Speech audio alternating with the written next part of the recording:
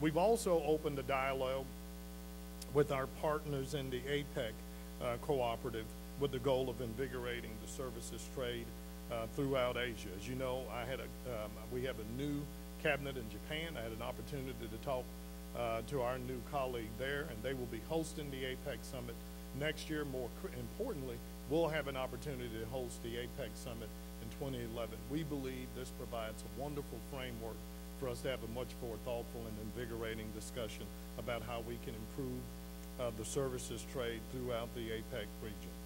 Competition in services not only will help domestic industries, but help Asian nations improve the efficiency of their domestic markets, stimulating domestic demand and reducing their dependency, we believe, on export-driven growth. And we're asking our partners to adopt new policies that will help facilitate cross-border services trade. And if we're successful in that forum, then we can talk about whether or not we want to take those efforts on a broader range through the WTO. Additionally, our free trade agreements have come a long way toward achieving new market access in the services sector. And we will continue to pursue further market opening opportunities through our bilateral relationships, through our trade investment framework agreements, and bilateral investment treaties. Through all of these fora, our goal is still the same, and that's to play to our strength, and we believe that's the emerging and growing services industry. This work will help all American businesses and workers to achieve greater success in the large and complex markets that define the services agenda. For example, the information and communications market is estimated at nearly $4 trillion globally. And we're charting a course that will help maximize America's ability to innovate, to compete, and to concede in that market.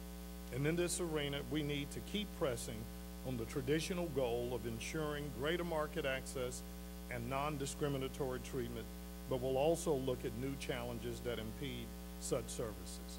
We know that technology drives this market and is transforming the world in which we live and in which we work. Big changes are in the works, and we're asking you to help us think imaginatively how trade policy can nurture the opportunities that are made possible by these technological advances. We're best able to take advantage of these opportunities when we're able to find a way to cooperate globally when they first emerge. And you all know what I mean. I'm fortunate to now have two teenage daughters, and I was really fortunate to have two teenage daughters who came to me when they were about 12 and 13 and said, "Daddy, we don't like playing soccer anymore." And my wife said I could have gotten an Academy Award. My eyes welled up. I was like, "Baby, are you sure?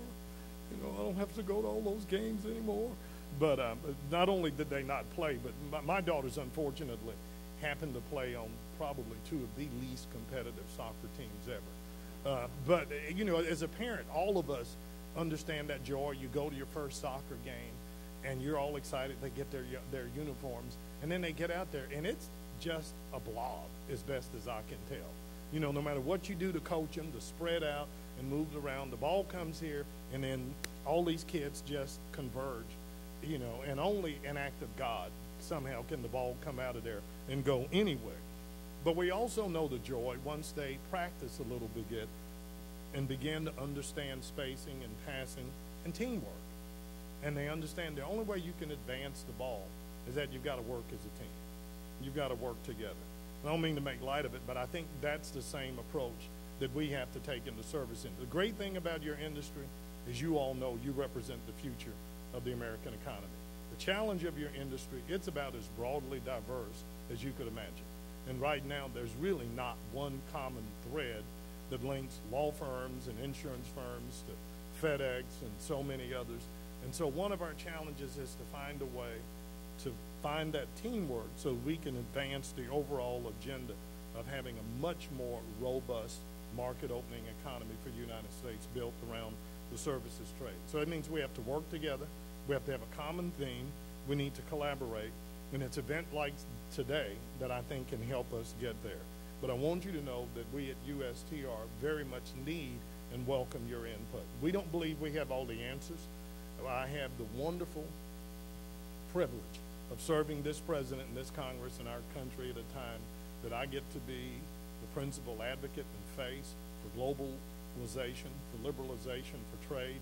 But I didn't come into this job trying to convince anybody I knew more about your business than you do. And so we need you. We need your partnership. We need your thoughts. We need your honest input on the opportunities that you see in the future. And then we need you to honestly come back and tell us when you run into obstacles and challenges so that we can be more thoughtful in trying to confront them. But together, we can work as a team.